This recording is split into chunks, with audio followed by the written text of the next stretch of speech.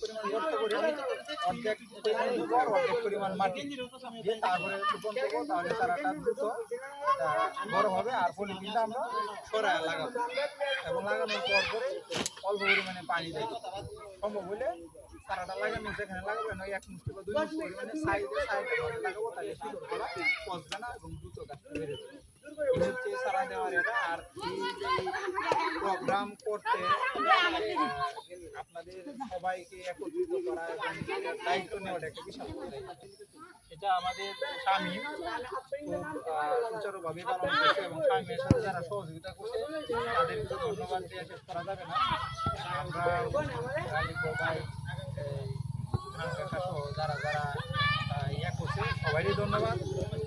আর সামনে যদি আগামী রোজারিতে বেঁচে থাকি, রোজারিতে বা বৃষ্টি নাও থাকতে পারে, হালকা শীত থাকবে, ওই সময় আশা করি আরেকটু বড় করে করার চেষ্টা করবে।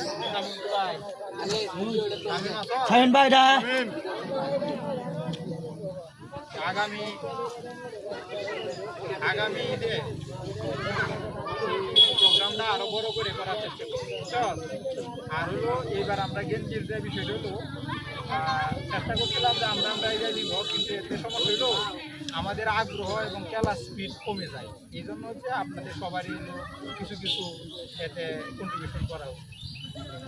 আগামী রোজারিতেও জার্সির ব্যবস্থা করবো। আর জার্সি বিষয় দেবো সামনে, যেমন আমরা যেটা করি যে জার্সিগুলো করা হয়েছে সবগুলো কিন্তু এগুলা বেশি ইউজ করার মতো না।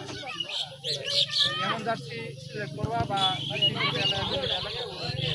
ভালো জার্সি যেটা আমরা ইয়া করা যায় ওইরকমই। আর হলো আমাদের এই যে খেলা নাকি সেন্স কাপের একটা লোগো বানায় আর একটা ব্যানার করবা।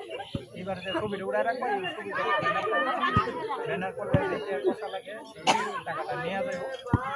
একটা ব্যানার করে ব্যানার দিয়ে টানা রাখবা এবং যারা মিজু টানা রাখবা, টানার সাথে টানা রাখবা মানে আমাদের একটা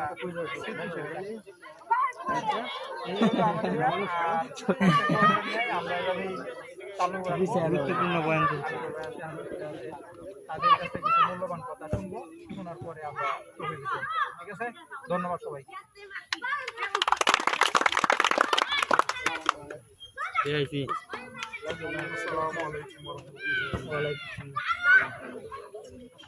খেলাধুলাটা হচ্ছে বিনোদন, আর আমাদের মাঝে বিনোদন